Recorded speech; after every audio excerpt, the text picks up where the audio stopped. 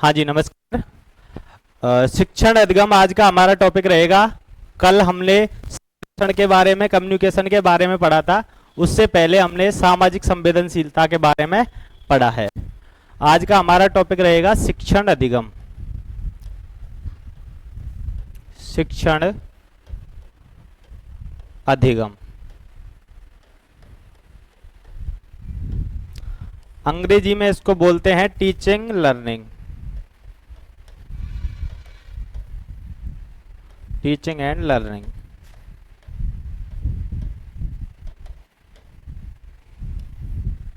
दो शब्दों से मिलकर ये बना है शिक्षण और अधिगम।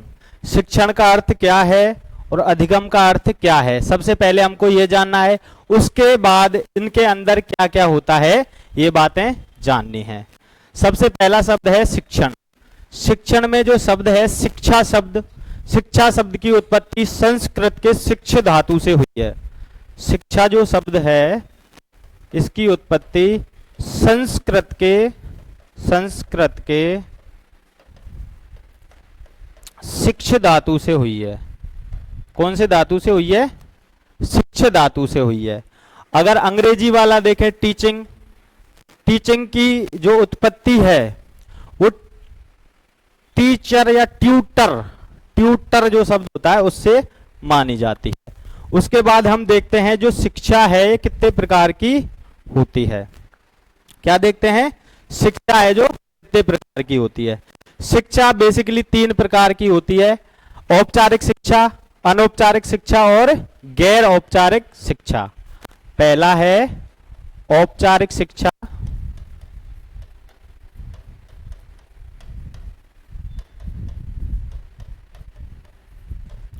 दूसरा है अनौपचारिक शिक्षा,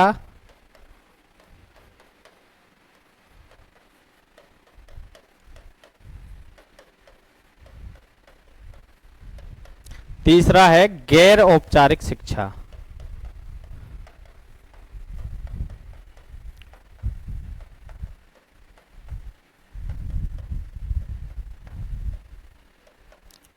तीन प्रकार की शिक्षा होती है। जैसे हमने सामाजिक संवेदनशीलता पढ़ी थी, तो सामाजिक संवेदनशीलता में मैंने बताया था जो सामाजिकता है वो भी तीन प्रकार की होती है। एक होती है सामाजिक, एक होती है असामाजिक और तीसरा प्रकार है गैर सामाजिक।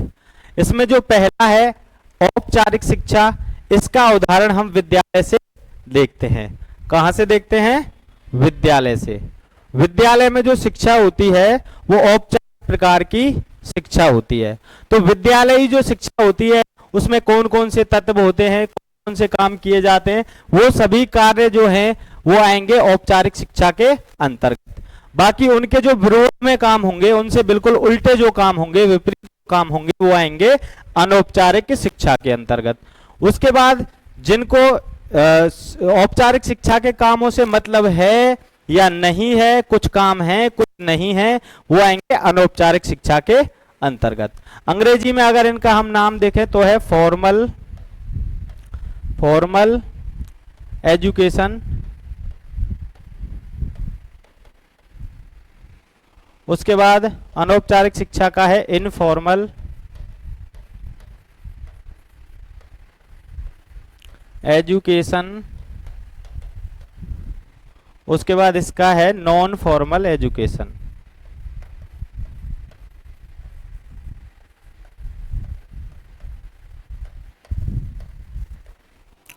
फॉर्मल एजुकेशन, इनफॉर्मल एजुकेशन और नॉन फॉर्मल एजुकेशन, ये तीन प्रकार हो गए। अब इसमें सबसे पहला जो प्रकार है औपचारिक शिक्षा। औपचारिक शिक्षा, औपचारिक शिक्षा है क्या? मैंने बताया जो विद्यालयों में जो शिक्षा दी जाती है वो कौन से प्रकार की होती है? औपचारिक शिक्षा। औपचारिक शिक्षा, औपचारिक जो शिक्षा है इसमें कौन कौन से तत्व काम में आते हैं? जब विद्यालय जाते हैं बच्चे, जो विद्यालय जाते हैं वो किस किस चीज को फॉलो करते हैं? जिन जिन चीजों को वो फॉलो करते हैं वो सभी चीजें किस में आएंगी? औपचारिक शिक्षा में। सबसे पहली चीज जो बच्चे फॉलो करते हैं वो क्या है? विद्यालय का समय। समय निश्चित होता है विद्यालय का, कोई 7 बजे का होगा या 12 बजे का होगा, ये चीज निश्चित होती है पहले से ही। सबसे पहली चीज है समय। उसके बाद इसी के साथ साथ दूसरी चीज जो जुड़ जाती है वो है सत्र। विद्यालय का जो सत्र है वो निश्चित होता है, जुलाई से स्टार्ट होता है विद्यालय और मार्च या अप्रैल में परीक्षाएं खत्म हो जाती हैं। तो समय और सत्र दो चीज हो गई। उसके बाद दूसरी चीज है, ये दोनों एक साथ आ जाती है क्योंकि सत्र भी एक तरीके का समय ही होता है। उसके बाद दूसरी चीज जो है, विद्यालय में वेशभूषा पहनी जाती है, कोई ड्रेस निश्चित होती है। तो विद्यालय की वेशभूषा निश्चित होती है। उसी के साथ साथ अगर हम समय में एक चीज और देखें, कालांश, विद्यालय में कालांश पीरियड निश्चित होते हैं, कौन सा पीरियड कब लगेगा, या 40 मिनट का 35 मिनट का जो भी पीरियड है वो निश्चित होते हैं, तो वो भी समय में आ जाएंगे। उसके बाद एक चीज और होती है, वो है परीक्षा। क्या है? परीक्षा। विद्यालय में परीक्षा होती है, जो भी पढ़ाया जाता है वो सब चीज की परीक्षा लेते हैं टीचर, ठीक है। उसके बाद परीक्षा का परिणाम, जिसको हम बोलेंगे परीक्षा फल। परीक्षा फल निश्चित होता है और परीक्षा फल के साथ साथ क्या दिया जाता है? प्रमाण पत्र। परीक्षा फल के साथ साथ क्या दिया जाता है? प्रमाण पत्र। जैसे कोई बच्चा 8वीं की परीक्षा देगा तो उसको 8वीं पास होने का एक सर्टिफिकेट मिलेगा, 7वीं की देगा तो 7वीं, हर क्लास का एक सर्टिफिकेट लास्ट में दिया जाता है कि आपने ये कक्षा उत्तीर्ण कर ली है। ये सभी चीजें, हाँ एक बहुत जरूरी चीज मिस हो गई, वो है सिलेबस। परीक्षा से पहले आएगा वो, है ना। परीक्षा किस चीज की होती है? सिलेबस की होती है ना। परीक्षा होती है सिलेबस की। तो यहां एक चीज और ऐड कर लेना, पाठ्यक्रम। पाठ्यक्रम, ये सभी चीजें विद्यालय में होती हैं, विद्यालयी शिक्षा में मिलती हैं। अगर ये सभी चीजें जिस शिक्षा में हो उपलब्ध, उस शिक्षा को हम क्या बोलते हैं? औपचारिक शिक्षा या फॉर्मल एजुकेशन। अगर ये सभी चीजें उपलब्ध ना हो, अगर ये सभी चीजें उपलब्ध ना हो तो उस शिक्षा को क्या बोलते हैं? अनौपचारिक शिक्षा या इनफॉर्मल एजुकेशन। जैसे इनफॉर्मल एजुकेशन का उदाहरण हम लेते हैं, जैसे हम ऑनलाइन किसी कोचिंग संस्थान से हम पढ़ते हैं, या हम नॉन कॉलेज बीए एमए कुछ भी जो करते हैं, या 12वीं भी अगर स्वयं पाठी के तौर पे हम करते हैं, घर रह के पढ़ाई जो करते हैं, उस शिक्षा को बोलते हैं हम इनफॉर्मल। क्या बोलते हैं? इनफॉर्मल। क्या उस शिक्षा में समय या सत्र निश्चित होता है? आप बोलोगे सत्र तो निश्चित होता है लेकिन समय निश्चित होता है। स्टूडेंट्स का जो पढ़ने का समय है, क्या वो ऊपर से डिसाइड होता है? नहीं, क्योंकि वो समय स्टूडेंट खुद डिसाइड करता है अपने हिसाब से, जैसे उसको सुविधा होगी वैसे वो पढ़ता है। उसके बाद एक चीज इसमें से निश्चित है, बाकी ये चीज निश्चित नहीं है। उसके बाद वेशभूषा, क्या कोई ड्रेस निश्चित होती है? होती है? नहीं होती, ये चीज भी नहीं है। क्या कोई परीक्षा होती है? कोचिंग वगैरह या नॉन कॉलेज जो हम पढ़ते हैं उससे कोई परीक्षा होती है? नहीं होती है। नहीं होती, होती है ना, परीक्षा होती है। उसके बाद परिणाम मिलता है, परीक्षा फल मिलता है, प्रमाण पत्र मिलता है या नहीं मिलता है। उसके बाद पाठ्यक्रम सिलेबस होता है या नहीं होता है, ये भी मिलता है, ये भी होता है, और परीक्षा भी होती है। ड्रेस नहीं होती और समय नहीं होता, दो चीजें नहीं होती, और वो डेली स्कूल नहीं आते, है ना, वो समय में आ जाएगा। ये चीजें नहीं हैं, आदि चीजें हैं। तो मैंने अभी आपको बताया, जिसमें आदि चीजें हो आदि ना हो, वो कौन से प्रकार की शिक्षा में आएगी? जिसमें आदि चीजें हो आदि ना हो, वो आएगी गैर औपचारिक में। कौन सी में आएगी? गैर औपचारिक में। जिसमें ये सभी चीजें ना हो, वो कौन से प्रकार की शिक्षा में आएगी? अनौपचारिक में। जिसमें आदि है आदि नहीं है। आदि क्या? जो महत्वपूर्ण जो चीजें हैं वो उसमें रहती हैं। अनौपचारिक, जैसे आप कोचिंग पढ़ने आ रहे हो, कोचिंग में कोई ड्रेस निश्चित है क्या आपकी? नहीं है। समय भी हमारे हिसाब से निश्चित किया जा रहा है, अगर हम चाहें तो उसको चेंज कर सकते हैं। कोई ऊपर से संस्था निश्चित नहीं कर रही इस समय को, तो समय भी एक तरीके से देखें तो निश्चित नहीं है। उसके बाद सिलेबस है जो निश्चित है, सिलेबस है जो निश्चित है, और परीक्षा है ये भी निश्चित है, परीक्षा निश्चित होगी आपकी, कोई भी बोर्ड लेगा लेकिन परीक्षा तो होगी ना। आधी चीजें हैं और आधी चीजें नहीं है। किस प्रकार की शिक्षा है? गैर औपचारिक शिक्षा, या इसी का दूसरा नाम एक और हम पढ़ते हैं, गैर औपचारिक शिक्षा। अगर ये सभी चीजें नहीं होंगी, वो कौन से प्रकार की शिक्षा होगी? अनौपचारिक। उसका हम उदाहरण क्या ले सकते हैं? जैसे सड़क पे चलते चलते किसी से शिक्षा लेना, या घर में जो पिताजी बैठ के शिक्षा देते हैं ना, ऐसा करना चाहिए, ऐसा नहीं करना चाहिए, देते हैं या नहीं देते हैं? कई जगह ऐसी शिक्षा दी जाती है, जैसे कोई मंदिर में या कोई भागवत कथा वगैरह ऐसी जो धार्मिक चीजें होती हैं, उनमें जो शिक्षा दी जाती है, अब उस शिक्षा में ना तो कोई उसका समय निश्चित होता है, ना ही कोई सत्र निश्चित होता है, ना ही उसमें कोई ड्रेस निश्चित होती है, वेशभूषा नहीं होती है ना उसमें कोई निश्चित। उसके बाद उसका कोई पाठ्यक्रम भी निश्चित नहीं होता है, केवल इन चीजों के बारे में बताना है, ऐसा कुछ निश्चित नहीं होता है। भी बता सकते हैं, किसी भी चीज के बारे में शिक्षा दे सकते हैं। उसके बाद उनकी कोई परीक्षा नहीं होती है। किसी के पिताजी किसी को समझाते, क्या बाद में वो टेस्ट लेते हैं, मेरा बच्चा कितना समझा या नहीं समझा? नहीं लेते। इसका मतलब परीक्षा नहीं होती। या कोई बोर्ड टेस्ट लेता है? नहीं लेता, परीक्षा नहीं होती। जब परीक्षा नहीं हुई तो क्या परीक्षा फल होगा? नहीं होगा। जब फल नहीं होगा तो प्रमाण पत्र बनेगा? नहीं बनेगा। ये भी नहीं बनेगा, ये भी नहीं बनेगा, ये भी नहीं है, ये भी नहीं है, मतलब सब चीज नहीं है। जिसमें ये पांचों छह चीजें नहीं है, वो किस प्रकार की शिक्षा है? अनौपचारिक शिक्षा। ठीक है, ये हुए शिक्षा के प्रकार। कितने प्रकार है शिक्षा के? 3। कौन कौन से?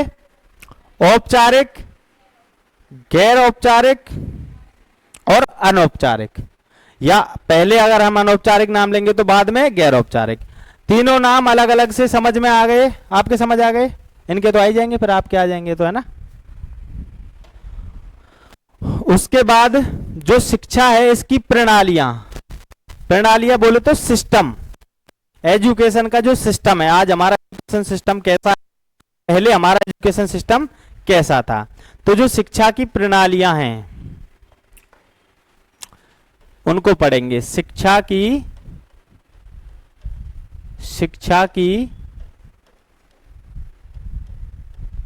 प्रणाली, शिक्षा की प्रणाली।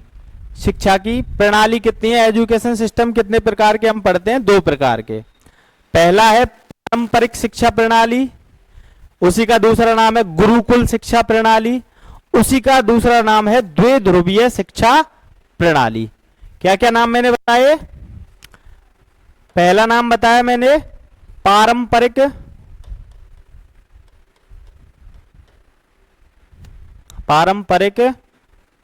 शिक्षा प्रणाली। इसी का दूसरा नाम मैंने क्या बताया? गुरुकुल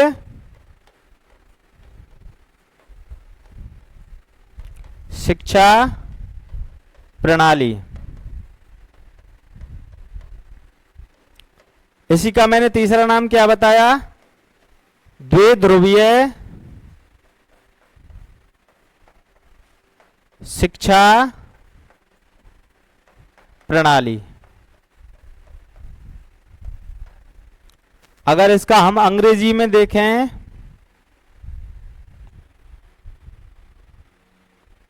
अगर इसी को हम अंग्रेजी में देखें तो एक नाम और इसका बन जाता है बाइपोलर एजुकेशन सिस्टम। ठीक है, ये 4 नाम हो गए। चारों नामों का अर्थ एक ही है। जो पहले हमारे यहाँ शिक्षा प्रणाली चलती थी वो है इन चारों का नाम। इसकी जो खोज है, द्विध्रुवीय शिक्षा प्रणाली, पारंपरिक शिक्षा प्रणाली, गुरुकुल शिक्षा प्रणाली, इसकी खोज एडम्स ने की थी। किसने की थी? एडम्स ने। अब इसका मतलब क्या है? खोजकर्ता कौन है? एडम्स।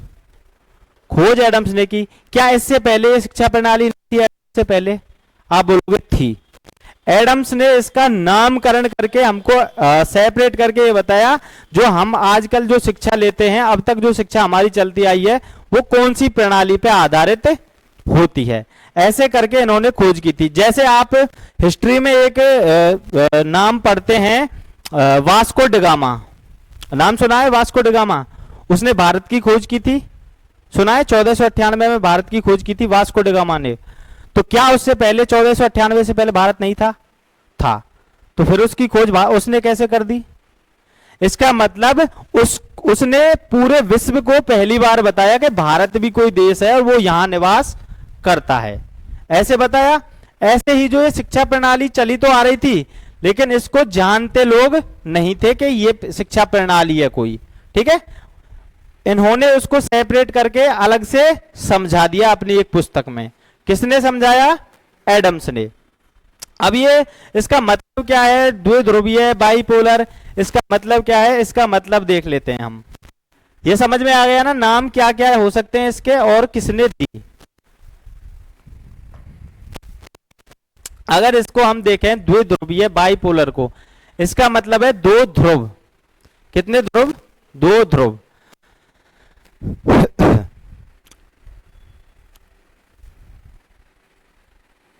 ये कोई चीज है तो इसमें कितने ध्रुव हैं? दो ध्रुव हैं। ये कोई अगर हम छड़ी ले रहे हैं तो इसके कितने ध्रुव हैं? दो ध्रुव हैं, ठीक है साहब। पहला ध्रुव, ऐसे ही ये शिक्षा प्रणाली थी द्विध्रुवीय, यही तो बताया इन्होंने। पहला ध्रुव शिक्षक और दूसरा ध्रुव छात्र या शिक्षार्थी। दो ध्रुव हो गए, यही बात बताई थी इन्होंने। इसमें होता क्या था? गुरुजी थे, बच्चों को आश्रम भेजते थे, बच्चों को आश्रम भेज और आश्रम पे जाके बच्चे हर जीवन के हर पहलू के बारे में सीखते थे। लेकिन इससे पहले मेरा एक प्रश्न है, अगर आपको पता हो तो, जो शिक्षा है इसका उद्देश्य क्या है?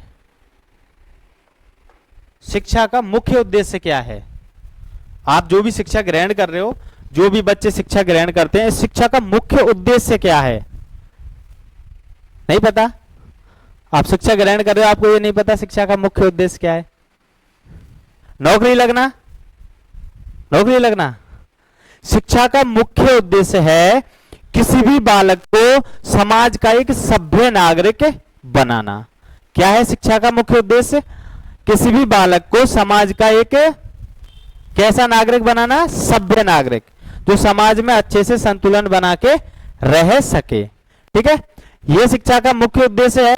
तो उस समय जो गुरुजी थे वो क्या करते थे? बच्चे को क्या सिखाते थे?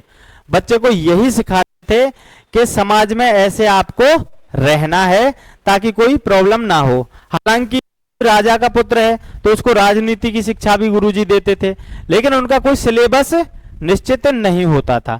इसलिए शिक्षा प्रणाली को द्विध्रुवीय बोलते हैं। सबसे पहली बात ये हो गई। उसके बाद इसमें एक महत्वपूर्ण बात हो गई, दो बातें इसमें महत्वपूर्ण आएंगी। पहली बात है शिक्षक है, जो शिक्षक कैसे होते थे? स्वतंत्र होते थे। अब शिक्षक अगर हम चर देखें तो कितने चर बन रहे हैं? एक शिक्षक एक छात्र, दो चर हैं। दो से जो शिक्षक है वो किस प्रकार का चर है? स्वतंत्र चर। स्वतंत्र चर क्यों है? स्वतंत्र चर क्योंकि बिना शिक्षक के छात्र पढ़ सकते हैं क्या? पढ़ सकते हैं क्या? नहीं पढ़ सकते, क्योंकि अगर पढ़ सकते तो आप क्यों आते पढ़ने, है क्या नहीं? तो बिना शिक्षक के छात्र, अब आप ये मत बोल देना ऑनलाइन पढ़ सकते हैं, ऑनलाइन भी तो शिक्षक ही पढ़ा रहे हैं ना। हाँ, तो बिना शिक्षक के छात्र नहीं पढ़ सकते। इसका मतलब शिक्षक कैसा चर है? स्वतंत्र चर।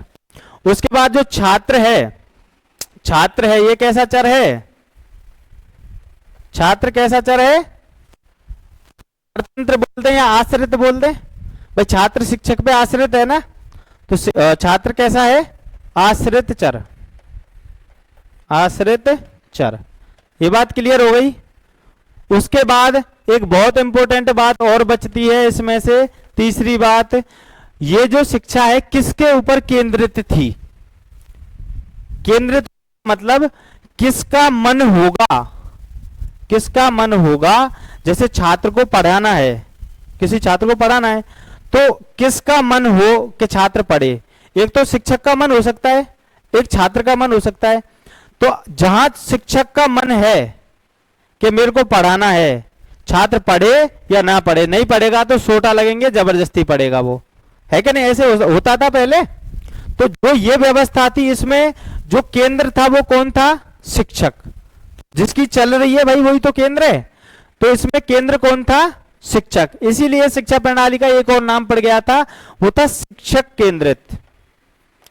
शिक्षक केंद्रित, शिक्षक केंद्रित शिक्षा प्रणाली, शिक्षक केंद्रित शिक्षा प्रणाली। ठीक है, ये 3-4 बातें क्लियर हो गई। किसी को कोई समस्या इन बातों में? नहीं है। अब चलते हैं अगली शिक्षा प्रणाली। अगली शिक्षा प्रणाली कौन सी है? आधुनिक शिक्षा प्रणाली। नमस्ते, बैठो। आधुनिक शिक्षा प्रणाली है अगली। आधुनिक शिक्षा प्रणाली, या इसी का नाम हम ये बोल सकते हैं नवीन शिक्षा प्रणाली, नई शिक्षा प्रणाली, है ना? न्यू एजुकेशन सिस्टम, अंग्रेजी में ये बोल सकते हैं नई शिक्षा प्रणाली, नवीन शिक्षा प्रणाली, आधुनिक शिक्षा प्रणाली। उसी के बाद एक दूसरा नाम जो इसका इंपोर्टेंट था वो था क्या है? वो है त्रिध्रुवीय शिक्षा प्रणाली। क्या है? त्रिध्रुवीय शिक्षा प्रणाली। त्रिध्रुवीय शिक्षा प्रणाली। इसी को अंग्रेजी में अगर हम लिखे तो ट्राइपोलर एजुकेशन सिस्टम, त्रिध्रुवीय शिक्षा प्रणाली। अगर हम 1-2 नाम और लिख दे तो कोई दिक्कत नहीं है ना, न्यू एजुकेशन सिस्टम ऐसे करके, है ना, वो अपने आप समझ लेंगे आप। अब ये जो त्रिध्रुवीय शिक्षा प्रणाली है, इसकी खोज किसने की? द्विध्रुवीय इससे जो प्रणाली है उसकी खोज किसने की थी? एडम्स ने की थी। इसकी खोज की थी जॉन डीवी ने। नाम सुना है आपने कभी किसी ने? John Dewey. भी लिखते हैं, डीवी भी लिखते हैं, 2 तरीके से इसको लिखते हैं, जॉन डीवी या जॉन ड्यूवी। जॉन डीवी ने इसकी खोज की। इसका मतलब ये बात मैंने आपको पहले ही बता दी, खोज होती है। खोज किसे कहते हैं? वास्को ड गामा ने भारत की खोज की थी 1498 में। क्या उससे पहले भारत था या नहीं था? इसका मतलब ये शिक्षा प्रणाली जॉन डीवी ने जब खोज की थी उस समय थी, केवल इन्होंने इसके बारे में अपनी कोई पुस्तक में बताया। ठीक है, ये हो गई। उसके बाद इस शिक्षा प्रणाली में जो चर हैं वो कितने हैं? इस शिक्षा प्रणाली में ध्रुव हैं वो कितने हैं? अभी बताया ना, त्रिध्रुवीय शिक्षा प्रणाली मतलब ट्राइपोलर। तो कितने ध्रुव होंगे इसमें? 3 ध्रुव। पहला ध्रुव शिक्षक, ये तो आप जानते ही हो, शिक्षक और छात्र। अब तीसरा ध्रुव कौन सा है इसमें? पाठ्यक्रम। क्या है? पाठ्यक्रम। अब पाठ्यक्रम, आप पाठ्यक्रम से क्या समझते हो? जो सिलेबस दिया होता नहीं, सिस्टम में सिलेबस दिया होता है, केवल सिलेबस पाठ्यक्रम नहीं होता है। तो पाठ्यक्रम क्या होता है? सिलेबस जो आपको पढ़ना है, उसके जो सहज क्रियाएं होती हैं, शिक्षा के साथ साथ जो क्रियाएं चलती हैं। जैसे छोटे बच्चों को स्कूल में एक तो पाठ्यक्रम निश्चित होता है, उसके साथ साथ जो सिलेबस निश्चित होता है, उसके साथ उनको खेल वगैरह और गतिविधियां सिखाई जाती हैं, जो और सभी गतिविधियां सब में मिल जाती हैं। तो क्या बनता है? पाठ्यक्रम। ठीक है, ऐसे करके पाठ्यक्रम, शिक्षक और छात्र, 3 ध्रुव हो गए। केवल वही बातें पढ़ेंगे जो बातें हमने इससे पिछली शिक्षा प्रणाली में पढ़ी थी। वो कौन कौन सी बातें पढ़ी थी इससे पिछली शिक्षा प्रणाली में? हमने